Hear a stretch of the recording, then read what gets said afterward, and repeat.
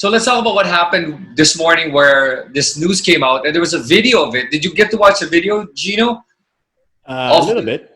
the teacher from the province who the NBI arrested, and he was in the car crying, and these masked men were in the car, and they're making him say sorry and apologize for threatening to offer 50 million pesos for anyone that can kill the president. Okay, what are your thoughts on it? Uh, um, well, clearly, I don't think he was serious. Right? Yeah. There was no way that he was serious about it. But at the same time, when I guess he was thinking, hey, if the president can talk about killing people, can talk about excessive force, can talk about rape, can talk about all these things, he thought, hey, maybe I can too. Maybe knee-jerk reaction. I really don't think it was a. I don't think he meant anything by it, but obviously if you're the authorities, you have to take it seriously to a certain extent. Right. I was going to say, it depends on the extent. Now, the thing is, to a in this certain case, extent. I'm going to ask you that. Like, in this case, would you really believe a teacher from the province, like, can give 50 million pesos to even have 50 million pesos? No. Right. Exactly. That's all. Yeah. So that's why I think it's. I mean, he did it. I guess he was upset. A lot of people are upset nowadays, and probably wasn't a President Duterte fan, and he just said it. And we've all said things in social media that we probably regret, right? That we don't really believe, or that we don't really, or maybe we believe but we know we shouldn't say out loud. Maybe, You know what I maybe, mean? the problem for me, I think, is more because of the fact that the NBI takes the time to actually pick up this guy, arrest him, and for that, knowing that there's no way this guy can even pay 50 million pesos. Just look at where the person lives. Take all his property. You know what I mean? Like, for them to waste their time and the government's resources to do that, to quiet somebody so, I would say, I not to say insignificant in a derogatory way, but you understand that there are grave threats. There are rebels. There's the NPA. There's the Abu Sayyaf who actually can push through with a threat like that. Sure, yeah.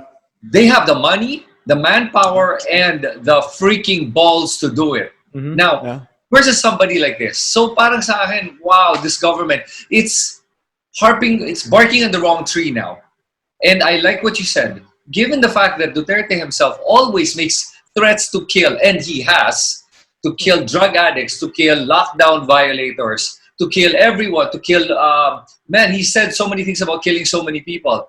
I honestly think it's when the president says these things, I think it's wrong, to be honest with you. When he says all these talks about killing.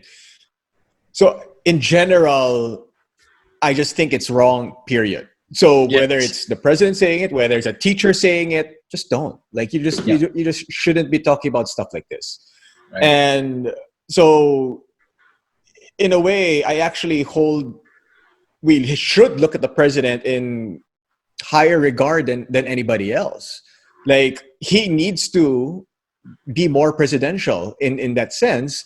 That parang we have to watch out for what he says and take it with more meaning. But there's always a sense that he's just joking around. He's not being that serious. Parang he gets a pass for everything things that he says. I think Gino, to touch on that point, but I just had a conversation with somebody from the province, from Davao, who said to me, that's the problem with you people from Luzon, because you complain too much and you don't understand that the context of the way this person speaks. We from Davao all speak like this, which I will disagree with, because I actually know people from Davao that do not speak like this. And even if they did, for me, even if he does, it's still wrong. In this modern day and age, language like that is just not acceptable. Yeah, I mean, it works for local government, right? Because everybody thinks the same way. if that's true, what that person you had a conversation with, you can sort of kind of tell how a lot of people in certain areas think. But I mean, he's not president of Davao. He's not mayor of Davao anymore. He's president of the Philippines. So Yeah. he has to talk to a wider audience, not just the people in Davao. So he has to be able to relate to people who, across all demographics, across all locations, across, I mean, people who live in different locations in the Philippines, Luzon, Visayas, Mindanao, and also the people, the OFWs. So he has to talk to a wider range of audience. He has, I mean, obviously, this is falling on deaf ears because it's not going to change Yeah. anyway. But it's just clearly my opinion, and we're just discussing it. But I mean, sure. Was he like when the president says these things? Sure. A lot of us understand that. Okay, take it with a grain of salt because he is who he is. That's just the way he talks and whatever, right? But it just takes one person to think that whatever he says and takes it for at face value. Sorry, that's where I was getting at. He takes it as face value, and it could cause so much damage. Which it Like, has. yeah. So something as simple as I've heard kids say "putang ina." You know what I mean? I've Yeah. heard it, And I think that's the and problem. You're right. you know what I mean? Like, just that fact alone, I've heard kids at like 8 years old, 6 years old say "putang ina," and what are you supposed to say? You don't say that. That's a bad word. But the president says it. Not just that. I've heard of kids talking about killing. Yeah. Like So, they talk about killing like it's a fucking normal thing. It's like, crazy. yeah. So, And like, I now it's mean, acceptable. Imagine a press con. That yeah, shouldn't be rated R. That shouldn't be PG-18. And then they have these guidelines for movies, and yet the person who holds the highest position in the land is yeah. speaking like that. It's sad. Okay, but No, you know, one thing I want to say, this person did not threaten to kill the president. He said, "I'll give 50 million to whoever can." Now, yeah, even anyone that is willing to do it, let's just and say somebody yeah.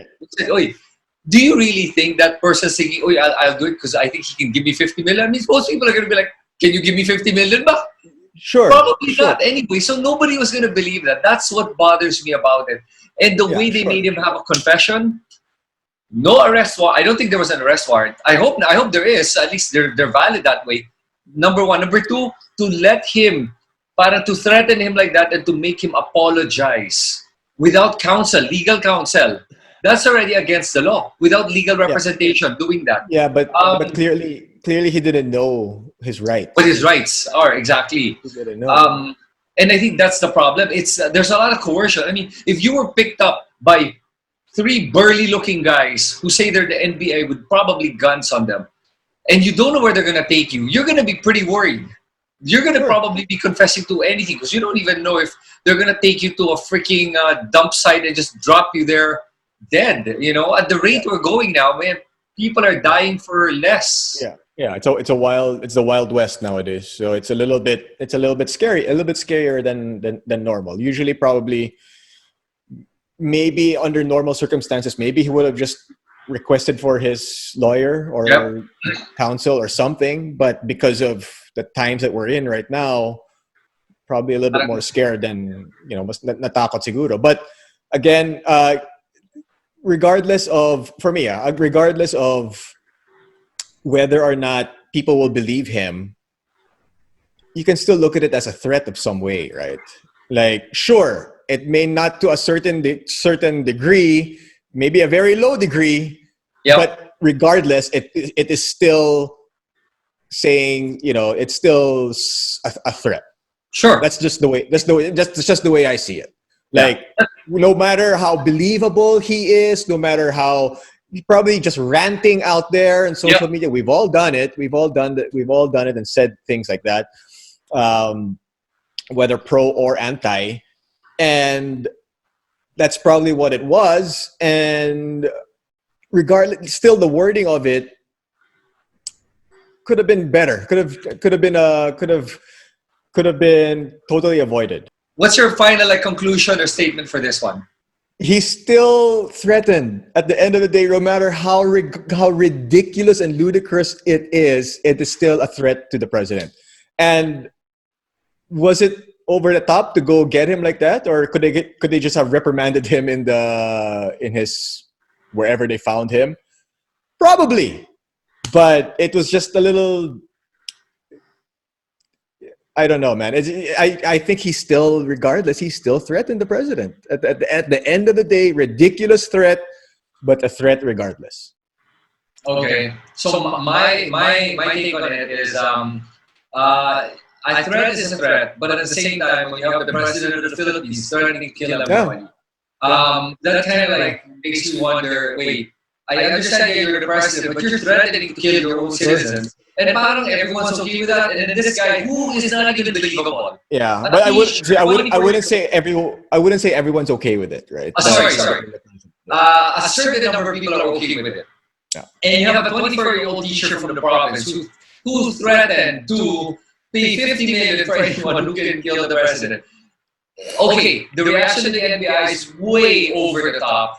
If you want to file a case, but to pick him up like that, made him confess and say sorry and apologize. And you saw that photo, we were going to post it again for people, of him on his knees crying. I mean, dude, that's just, man. And not only that, it sends a chilling effect.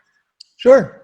And it reminds me, and I'm sure it reminds you to a certain extent as well, of the time when martial law, when people were just getting picked up, saying the wrong thing. I'm too young to remember martial law. That's why I said maybe. I wasn't gonna say definitely. But I was like, let me see if Gino's gonna react to that or not. So, but right. So what if they just did that so that to scare people? Hey, just don't.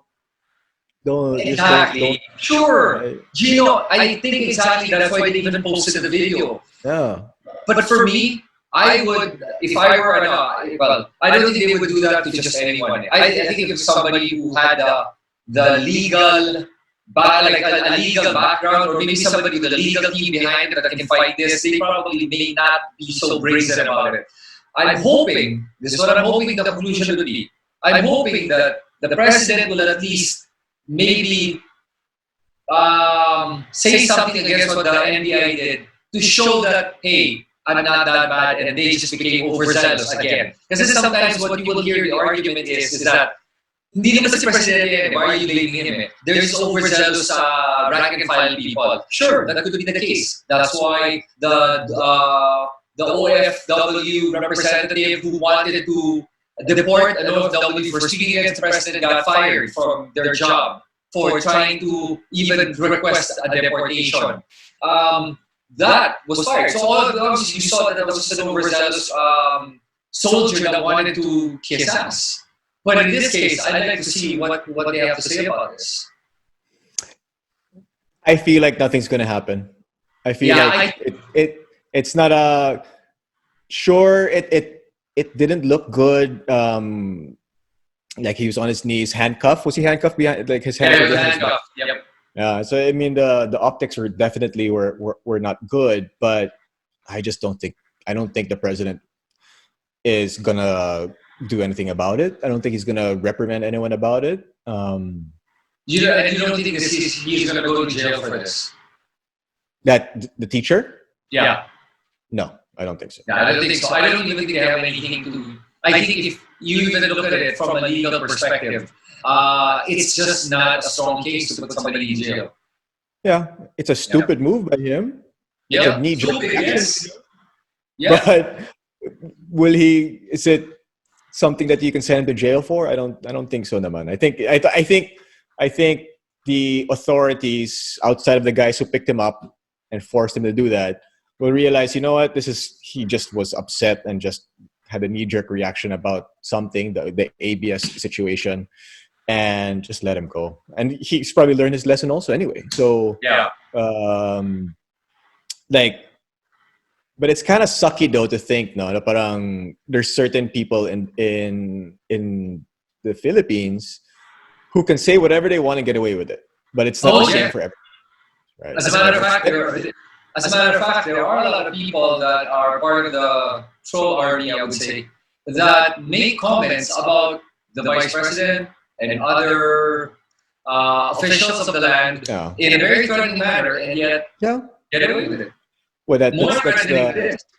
yeah. So that's the sad part about it. That's the sad Yeah. for me. That's the sad part about this whole thing because it brings to light that why is it that these guys can say whatever they want and it's okay for it's more accepting, whereas a teacher can't. Granted, mali naman yung teacher, Yeah. but it's just it doesn't sit well with I'm sure with a